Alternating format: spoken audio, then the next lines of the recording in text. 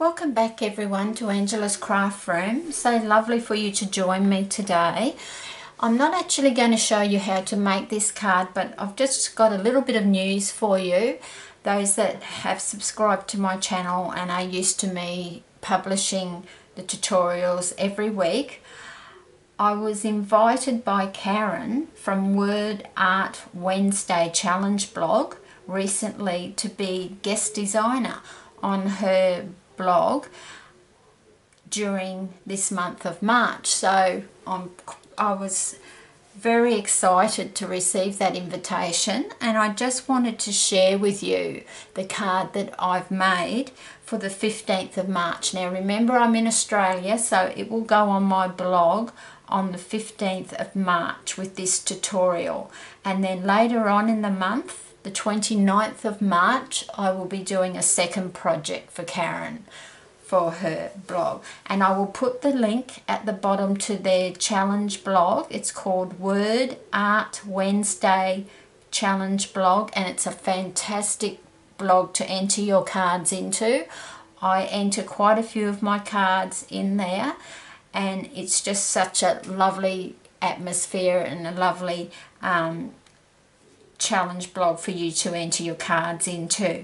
So just getting back to this card, this is the first card that I've created for Karen for the 15th of March. Now, as normal, those that follow me will be used to my measurements, but I'll just go through them. So your base card is 11 inches long by 4 1/4 inches wide, and then you're scoring it at 5 1/2 inches. Now when I make a card, those that don't know me, I always like to finish off my card inside. So what I've done here, before I've adhered my Melon Mambo cardstock, I've stamped my image on the Melon Mambo cardstock and then just adhered that inside, and then as you see, you have still plenty of room to write a lovely message to the person you're sending the card to.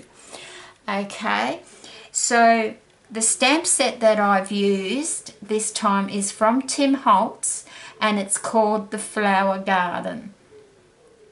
Okay, and what I've done my base card, and then I've done a mat with Melon Mambo, and then I have watercolor paper on top here, which I have sponged. And you may wonder why I've sponged it, because I use the colouring tool that I use are the Zig Colour brush pens, and they look like this, okay, but when you open them, they're like a paintbrush, and they do have bristles, and they are just so easy to blend with, and you wouldn't have any problems at all with those, I'm sure. Now you can get those as small as in a 6-pack, or they go right up to the 80-pack. Now in the 80-pack, the people that would use those would be if you're colouring a lot of skin colour, like in an image, I would recommend that one. I got mine off eBay, so if you can't find them and you're interested, just put a comment below of this tutorial, and I'll put up a link for you for that. Okay, so the watercolor, people ask me how I get such a, because I'll just grab a piece of watercolor paper. Now I use the Arches watercolor paper. It's 300 GSM, so it's lovely and thick, and I use the smooth, and I find that that's the best one to use. I also use from Ranger and Holtz, I also use this blending tool. Because I have arthritis in my wrists, I find it very easy to use. I used to use a sponge, but I found it was just hurting my wrist too much. So it's just a bit of a tip. They're round like that. They have a foam tab on the bottom. Now after you've finished using it, you just rinse that under cold water and just set it aside to dry. If it's not a hot day, it will dry overnight. Okay, so what I do with this, I'll just give you a little demo, those that don't know, because I have a lot of sponging tutorials on my YouTube channel, so I'm not going to bore you with me sponging a full piece of paper. But I use the Stamping Up stamp sets, and if you're not familiar with those, all you do when you get your Stamping Up stamp pad is you push forward, pull that over and slide it shut. Okay, so all I do is dab in like that, and you won't even think I've got any, or you can see I've just got a little bit on there. Now I dab onto my grid paper, and then I don't go straight onto like that because you'll get a blob. Okay, so you need to dab it off, and I have it on an angle, and I'm not putting very much pressure on there, and I just start in a circular motion off the watercolor paper onto, well, I start on the grid paper, sorry, and then I take it onto the watercolor paper, and just in a circular motion, not adding very much pressure at all. And for those that aren't familiar with my sponging technique, it is a slow process sponging. If you want to get a nice smooth image or textured look at the end, you just need to, it's just a very slow process. So I just wanted to show that for those that aren't familiar with that. And you can see that it's just starting to come onto the colour there, and that's on the watercolour paper. So I watercoloured this whole top panel. So as you can see, that's white, so you can see that the difference in the colouring. So you start with this colour, and that is Soft Sky from Stamping Up, that colour there. But my favourite background sponging colours, if you're doing a scene, I do Soft Sky at the top, and then in the middle I bring in a little bit of Pink Pirouette, and then at the bottom, Pear Pizzazz. Just couldn't remember that one, Pear Pizzazz. And I have 3 of these, so, and I sit them in the stamp pads and just pick them up as I go, and you just keep adding colour. Now the other tip I want to show you is that I've come across recently is this roll of Eclipse masking paper. Now I used to use post-it notes, and sometimes they're just not long enough, and they don't have enough sticky on the back. So with this Eclipse paper, which I bought from eBay, you just peel off as much as you want, and then I would just put that in my trimmer and just slit that down there like that. Okay, and what I use that for is, as you can see, I stamp the image on the Eclipse masking tape, and then I fussy cut it out, and then I've coloured my first flower, and then what I do is I just place that over, and it's just got enough sticky to completely cover that. And you don't have to be too fussy when you're cutting that out, because it's mainly just so you can stamp your second image. Then I've stamped the second image, and also when you're watercolouring, I always use Stays On Jet Black ink when I'm stamping my image. And then you would colour that, and then you just peel that off, and it gives you the image of that one sitting behind that one.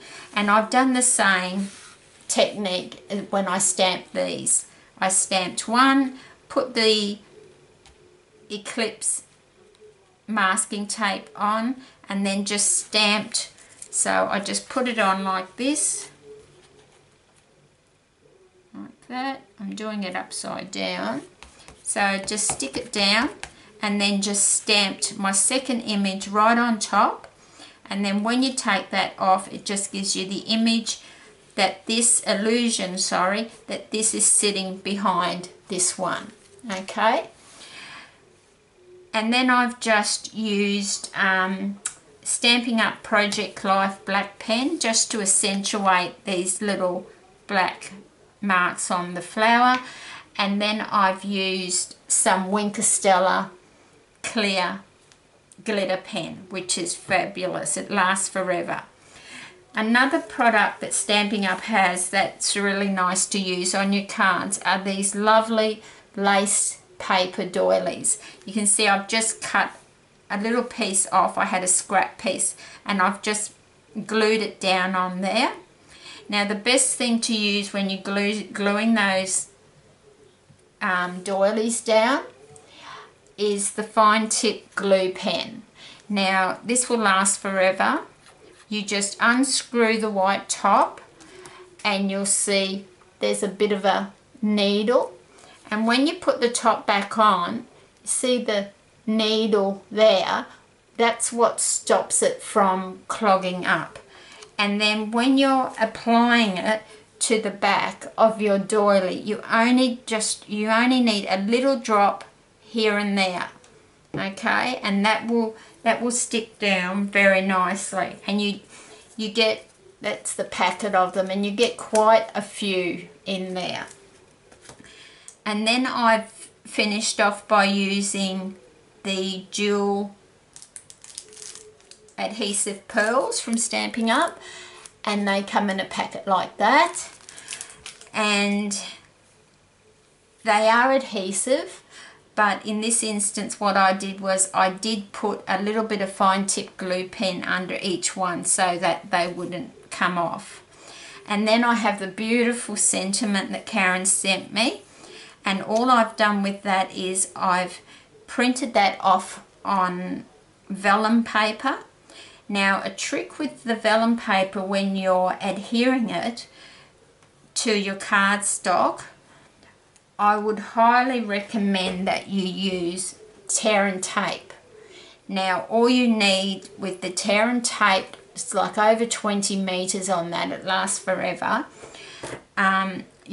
All I did was put a little piece across the bottom and across the top, and then I adhered that to a piece of Whisper White cardstock, and then I adhered it again to a piece of Melon Mambo, and then I put some Stampin' Up! Dimensionals on the back just so that that beautiful sentiment would sit up on the card. And I've just popped, and then that's just pressing down on the card when you've done that. And this is just very vanilla. Now 1/8 of an inch, that's what it is, 1/8 of an inch wide. Now again, those that don't know me, here's another tip. When you're putting your ribbon on the card, what I do is I put a strip of tear and tape on the back where I want my ribbon to sit, and I just wrap it round so there is no glue on the front here, because I find if you put glue under your ribbon or lace on the front of your card, you sometimes get little lumps like underneath if you use glue dots, and I find that no adhesive works well gluing it to your card. It ends up very messy. So then to finish off the card, I've just, from my personal craft stash, I've just added some little flowers and a hat pin in there. So I hope you'll give that a try, but I hope you'll check out all my other tutorials, and I will come back and with my second project for Karen around the 29th of March, and that's when I do my second one. So just thought I'd drop in and do a little tutorial instead of poor Karen having to write everything up how I did create the card. So they're just some products that I did use when I created this one. So thank you very much for spending part of your day with me today, and I look forward to seeing you in my next tutorial.